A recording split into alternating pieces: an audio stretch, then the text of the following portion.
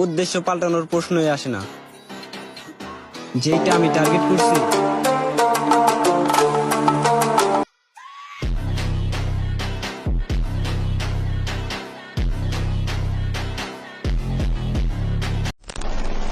Welcome back. আশা করছি আপনারা সকলে ভালো আছেন। তো এই সকল ধরনের ভিডিওগুলো এডিটিং করার জন্য আমাদের CapCut অ্যাপ্লিকেশনটিকে ওপেন করতে হবে এবং এখান থেকে আমরা নিউ প্রজেক্ট অপশনে ক্লিক করব।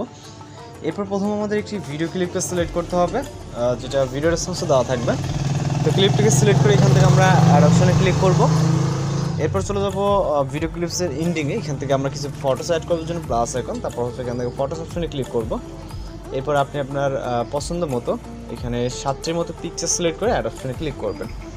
এরপর এই পিকচারগুলো জাস্ট আমরা ফুল ফ্রেম করবো। এখান থেকে আমরা পিকচার লেয়ারে ক্লিক করব এবং ডিসপ্লে স্ক্রিন থেকে আপনার যতটুকু প্রয়োজন 2 আঙুল দিয়ে চাপ দিয়ে ধরে ঠিক ততটুকু আপনি হচ্ছে জুম করে নেবেন এবং চাইলে আপনি লেফট বা রাইট সাইডে কিন্তু এগুলোকে মুভ করতে পারবেন। ওকে, তো এগুলোকে আমরা প্রতিটাকে ফুল ফ্রেম করব এবং আমরা চলে যাবো স্টার্ট পজিশনে মিউজিক অ্যাড করার জন্য অ্যাড অডিও, তারপর এক্সট্রাক্টেডে মিউজিকটাকে সিলেক্ট করে এখান থেকে ইম্পোর্ট সাউন্ডে ক্লিক করবেন। এরপর আমরা এখান থেকে ফটোসের ডিউরেশন অ্যাড করবো। যেন প্রথম পিকচারে ক্লিক করবো, এটা ডিউরেশন রাখবো হচ্ছে 1.0, দ্বিতীয় পিকচারটিকে সেমভাবে 1.0। ওকে, তো পরবর্তী পিকচারটিকে এখান থেকে 1.0 ডিউরেশনে অ্যাড করব। এখান থেকে আমরা অর্থাৎ প্রতিটা পিকচারে 1.0 এবং লাস্টের পিকচারে 1.3 কি 4 হবে, মানে অর্থাৎ মিউজিক যতটুকু থাকবে আমাদের ততটুকু দিয়ে দিতে হবে। ওকে, লাস্ট 1.4।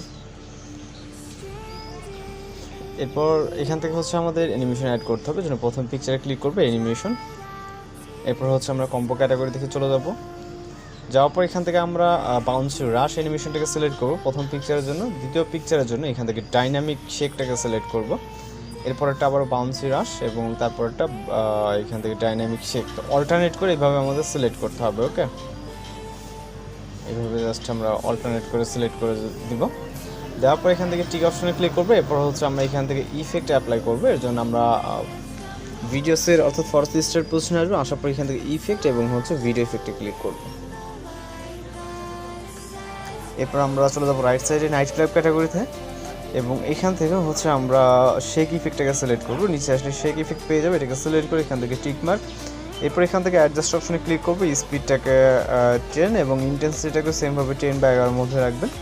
দেন ইফেক্ট লেয়ারটাকে ভিডিওর ইন পর্যন্ত, ফটোস স্টার্ট থেকে এন্ডিং পর্যন্ত। ওকে, দেন আবারও সেম পজিশনে আসবো, আবার ভিডিও ইফেক্টে ক্লিক করব। ভিডিও ইফেক্টে ক্লিক করার পর আমরা এখান থেকে নাইট ক্লাব ক্যাটাগরি থেকে আমরা স্টপ নামে একটি ইফেক্ট পেয়ে যাবো, যেটা কিছুটা নিচে মিডল বরাবর। ওকে, স্টপ ইফেক্টটাকে সিলেক্ট করবো, দেন টিক মার্কে ক্লিক করবো। এরপর ইফেক্ট লেয়ারটাকে ভিডিওর ফটোস স্টার্ট পজিশন থেকে ইন পর্যন্ত এবং হচ্ছে আমরা একটি ইফেক্ট অ্যাপ্লাই করবো, যেটা হচ্ছে অ্যাডজাস্টের মাধ্যমে।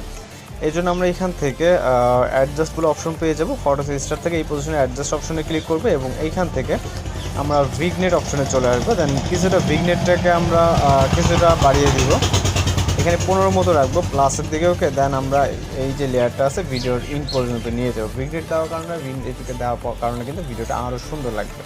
দেন আমাদের সব কিছু কমপ্লিট চলে, আপনি এখন ভিডিওটাকে প্লে করে দেখতে পারেন। সব কিছু যদি কমপ্লিট মনে হয় তাহলে আমরা জাস্ট ভিডিওটিকে সেভ করার জন্য ভিডিওর রেজলিউশন আদার্স থেকে এখান থেকে এক্সপোর্ট অপশনে ক্লিক করলে আমাদের ভিডিওটি লোডিংয়ে সেভ হয়ে যাবে। তো এই ছিল আজকের এডিটিং টিউটোরিয়াল। দেখা হচ্ছে পরবর্তী কোনো নতুন ভিডিওতে। ভালো থাকবেন, সুস্থ থাকবেন।